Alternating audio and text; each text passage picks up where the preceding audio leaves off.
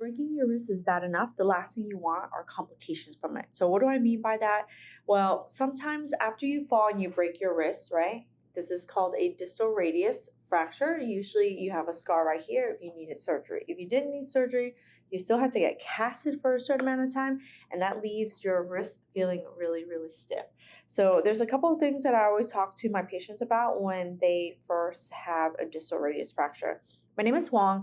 I'm an occupational therapist and certified hand therapist, and I help people with hand and arm injuries just like this all the time. I'll share with you several things that I want you to pay attention to because it makes having this type of break and surgery much more complicated. So if I can get to you a little bit early on, this might kind of help you have less pain and suffering and help you hopefully shorten your time in therapy. So there's a couple of things. We already know if you fell and you broke your wrist, it can get really stiff. It can get really tight and get really painful. But the areas that are not broken sometimes can, be friendly and be like, oh, I want to stop moving with you.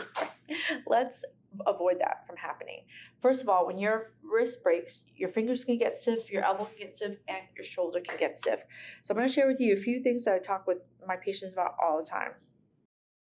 Number one, you do not want your fingers to get stiff. The minute your fingers get really stiff, you are in for a painful ride and what we call a stiff hand, and it becomes really painful, right? So one of the first things that I teach my patients to do is I want you to be able to make a fist and be able to open. What happens is people tend to stay right here in the middle. You see how I'm kind of right in the middle? You don't want that because you can develop trigger finger. That's for another day and another video. But one of the things that you want to focus on is opening your fingers as wide as possible. Open your fingers as wide as possible. The tendons that help you to make a fist, they pass by your wrist. There's 8 of them. What happens is, especially if you have surgery, they pass through the scar and they can get pulled down and get really tight and get really stiff. So the most important thing for you to do is to actually open your fingers as wide as possible, and then you'll feel and you'll see that your fingers can actually close a little bit better because you're making those tendons go really long before they go really short. Now, my favorite way to do is get your hand that's not injured, put it in between the fingers, and do what's called a hook fist, right? So you're just bending the middle knuckle and the little knuckle, and you're just gonna hook down and go all the way up as much as possible, hook down. And I'm telling you this because I'm always yelling at my own patients because they tend not to open their fingers all the way up. So try to stretch it all the way back. It might hurt, but it's totally up to you what you want to do about it. A lot of times it's really normal. I do encourage you, if you felt you broke something, go see a hand specialist. Go see an occupational therapist, a certified hand therapist, someone who specializes in hand and arm injuries. Because once your hands get really stuck, that's it. You're stuck like Chuck, and it becomes really difficult, like a difficult recovery. So hook fist, and then you can go into what's called a full fist and then a straight fist, right? So you want those fingers moving as much as possible. Number 2, you want your thumb to move. The thumb, that tendon that helps to bend your thumb all the way down, it also passes down your wrist. It starts in your forearm, comes up through your wrist, and takes a little turn to come to help your thumb bend all the way down. So when you break your wrist, your thumb gets affected. If you're like, why does my thumb hurt so much? It's because the thumb sits on top of the wrist. And so it's not moving very well. So one of the easiest things you can do from the beginning, right? From the beginning is touch your thumb to your index finger, go nail to nail. Don't mind my undone nails right now, but nail to nail, open, touch the next finger, open, touch the next finger, open. If you touch like this, right? This is not as helpful, right? It's got to go nail to nail. You're going like, okay. That's how round you want it. If you're wondering, is that possible for me to even do that? Check your other hand. If your other hand can do it, your injured hand can do it. So ideally, that's the thing. So your fingers and your thumbs, 2 different entities, and they need to get moving because they're not broken. Now, if they're broken, that's a whole different story, right? We're only talking about distal radius fractures, whether you have surgery or you didn't have surgery, you're able to avoid it. Your fingers are not broken, your thumb's not broken, you want to move it. Now, your wrist can go up and down. But what helps your wrist go up and down is that you want to be able to turn your palm up and down, right? This is called supination. This is called pronation. And after a distal radius fracture, doing that can be really hard. Doing that can be really hard.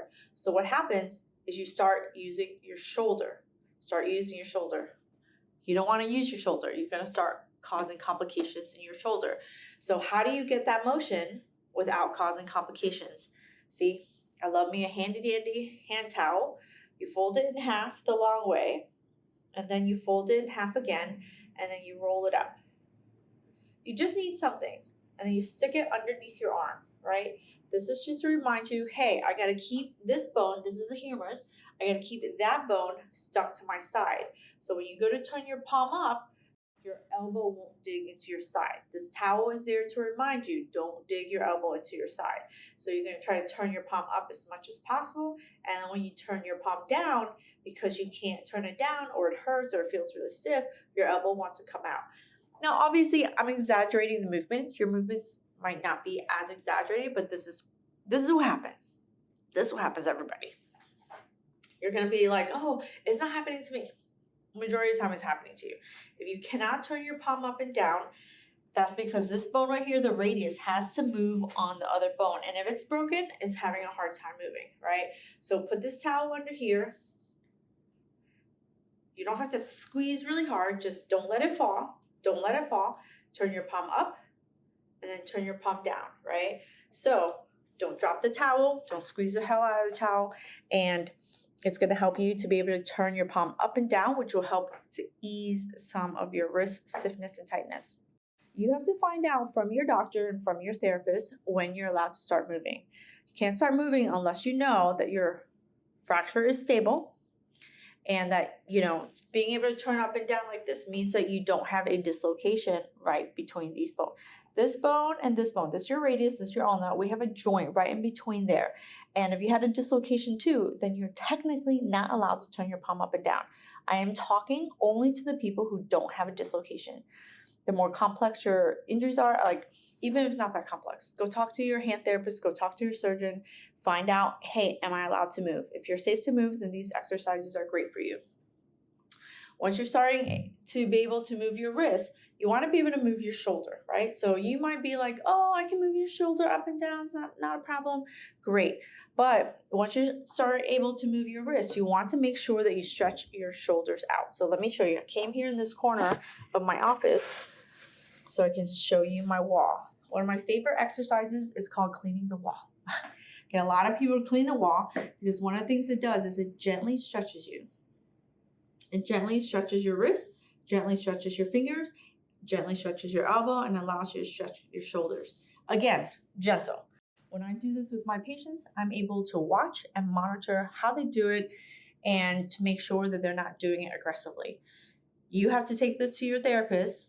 You have to ask your surgeon, am I allowed to move my wrist? Am I allowed to, do this stuff? Usually your surgeon just clears you to be like, okay, your fracture is safe, your surgery is good, go do your therapy. So then you want to take this information and go to your therapist with it. They're the ones who are going to know how to help you best. And I teach therapists around the world and I teach them this exercise too. So use your towel. I love me a towel, right? Use your towel, fold it in half the long way. Get your arm on the wall. Put your hand flat. Put your hand flat, right? And then what you're going to do is you're going to slide your arm all the way up. And you see, you can lean over. You can stretch your shoulder. And then when you slide it down, keep your hand, let me see, move like this. Keep your hand flat on the wall. If it starts coming up like that, it's because you can't move your wrist. If you slide down and your hand starts coming up, you can't move your wrist, right? Stop where you need to. You got to respect the pain. The slide up is to stretch your shoulder. The slide down is to stretch your wrist, all right? So this is a little bit more advanced exercise. You got to make sure that you're allowed to do active range of motion of your wrist. And usually that's about 4 to 6 weeks after, they remove your cast. But if you had surgery, you're probably allowed to move around a little bit sooner, but you don't want to push. Don't tell everyone like, Hoang told me to push the wall. I didn't tell you to push the wall. Don't push the wall, right? It's a very gentle move. And this is why, I'm mentioning it because I see my patients do it wrong all the time. Even though it looks really simple, people do it wrong all the time. So definitely talk to your therapist about what's safe and what's not safe. But if you have a distal radius fracture, you want to avoid complications of other things. I see it all the time. This is why I'm making a video of it. Get the fingers moving, get the thumbs moving, they're not broken. Get the elbow moving, it's not broken. Get the shoulder moving, it's not broken, right? The only thing that's broken is your wrist. And so if you can make sure that everything else doesn't get tight, then you can put all your focus to your wrist and get 100% recovery, right? So if you are someone who's suffering with a wrist injury or anything like that, if you're in the Miami area, my link is below, give us a call. And if you're not, take this to your hand therapist and make sure you're asking really great questions so that you can get full recovery. If you need me, my link's there. If this video has helped you, then click the like button, share it with a friend, leave me a comment. This allows me to show up for other people according to the algorithm and all that good stuff. So, but yeah, that'd be really helpful. Thanks.